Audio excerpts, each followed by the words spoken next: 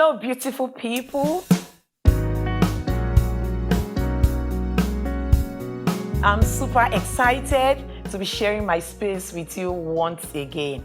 How are we doing? How are the children? And how is work? I really appreciate all of my subscribers for the feedback that you keep sending to us. And this feedback, I tell you, is really encouraging and helps us to do much better than before. And if you're just joining us for the first time, if this is your first encounter with Tender Thoughts Connect, you are specially welcome. And I'll be glad if you could just click on the notification button so as to help you get notifications on our new videos. And you can also visit our previous videos and get to know more about Tender Thoughts Connect.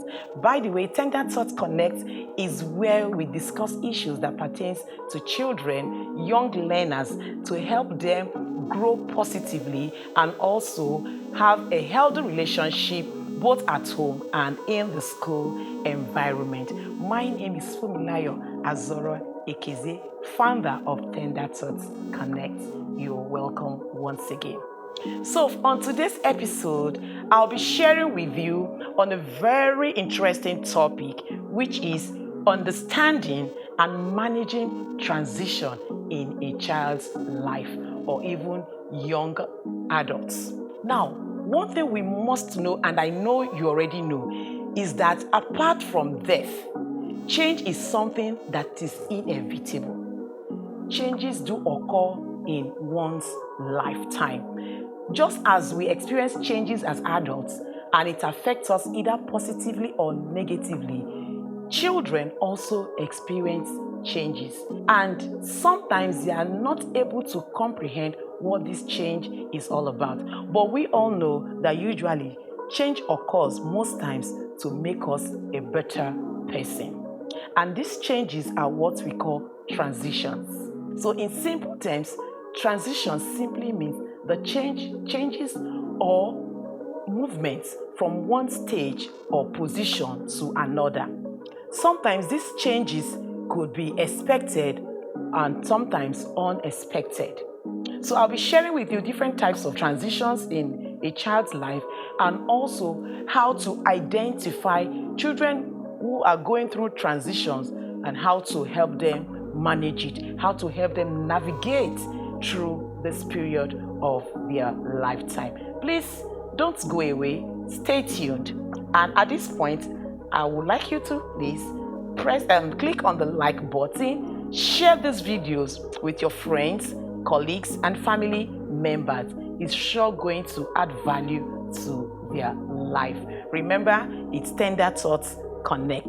Be inspired. What are the different types of transitions that can occur in a child's life? We have different kinds, like I said earlier on. We have the physical transitions, we have the social or physiological transition, and we have the intellectual transition.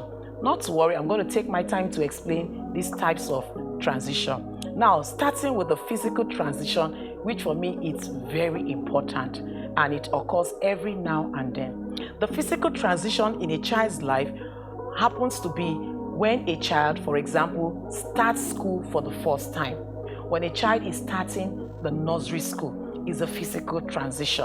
When a child is moving from nursery school to primary school, is another word, transition. And when a child is moving from primary school to secondary school, is also what, a transition. Now you get to understand what I'm talking about. So this phase is when a child is ending a particular phase and starting a new phase. A change has already taken place. And how can this child understand what is going on? How can this child prepare for this new phase that he or she is about to start? All this depends on the support the child gets from family, from the school community, and the society at large. Because the way we react to changes, the way we respond to changes matters a lot. If a child does not have the required support or is not ready or prepared for this change, a lot of things may go wrong. Yes, when I said a lot of things may go wrong, it may affect the child's academic achievement, it may affect the child's development. But I want to believe that by the time you as the parent or the caregiver or teacher understand these transitions, you will be able to help the child to navigate through successfully. Remember, it's all about helping the child to have a beautiful experience and becoming a successful adult, making impact in the global community. So, when a child starts nursery school for the first time, you can imagine the scenario. A toddler who has spent so much time at home, has a connection with the mom, is now being asked to stay away from that environment and to go to school to spend at least about 8 hours a day. So there's kind of a negative impact on the child. It's now left for you as a parent, number one, to prepare the child's mind that he or she is about to start school, even though they may not comprehend it. It's always good as a parent to begin to introduce the child to school activities. If the child has older siblings, beautiful. If you're dropping the older sibling at school, you can as well take the child along so that the child begins to get acquainted to the school system. But not to worry, if the child does not have an older sibling, then you can always take the child ahead to school. If you have made up your mind on the school you want to enroll your child at, then before the child actually starts school, you can take a drive with the child to the school and let this child be familiar with the environment. Now, as a school, what do? A school is supposed to prepare their first timers. You understand? When they come to school for the first time. Have you ever wondered why when you drop a child at school for the first time, the child begins to cry and throw tantrums? Yes, because the child is facing a change in his or her life. So we are not there to scold them or to shout at them because they are crying. Some children may not cry. Remember, we have different ways of responding to changes when they occur in our lives. Now, and one way to identify a child who is going through a transition, apart from the physical one that we all know that, yes, you will have to go to school, you will have to move from one class to another, is to check the behavioral aspects of that child. Oh, that reminds me, I've just defined only physical transitions. Thank you for that prompt. Now, we also have the social transition that I mentioned about, because for this episode, I really want you to understand the different types of transitions that do occur in a child's life.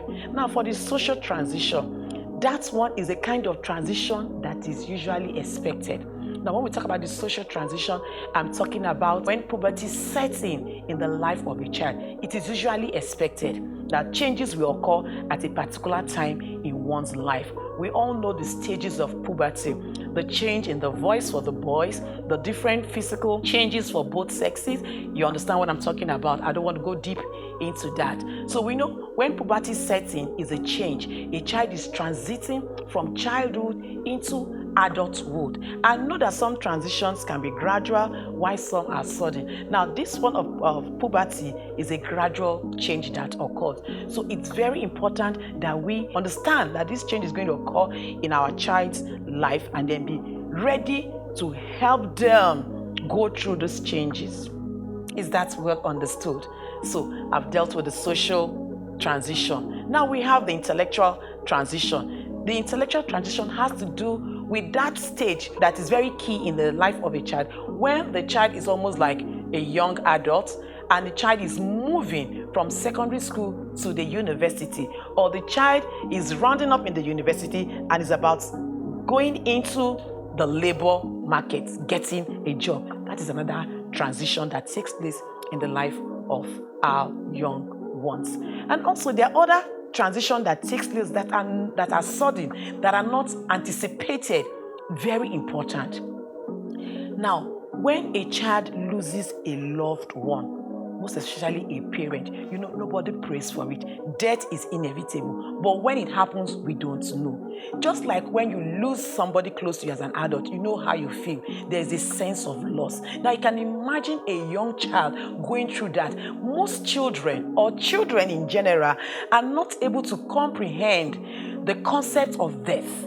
Somebody dies in the family, they just feel, oh, the person must have traveled. And they ask questions when they don't see the person for a long time. Or when it actually happens and they see everybody crying, they may not be able to comprehend what the situation is like. And by the time they get to understand, it might already have affected the child. So those changes that are not anticipated, that happen suddenly, that are unexpected, also have a way of having negative impact on the children if there is no good support system in the lives of the children. So, my dear viewers, I know at this junction you would have gained a lot of knowledge as to what transition is and the various types of transitions. And most importantly, to understand that as you as an adult, as a parent or a teacher, go through changes, our children also go through changes. And most importantly, that we should be able to give them the support that they actually need as they navigate through these transitions and ensure that they live a positive and healthy life. Thank you so much once again. I am always indebted to you for always being in my space. Not to worry, there will be a continuation of this particular topic. Just stay connected. I remain Fumilayo Azoro Ekezie. Remember to practice what we preach and be inspired. Thank you.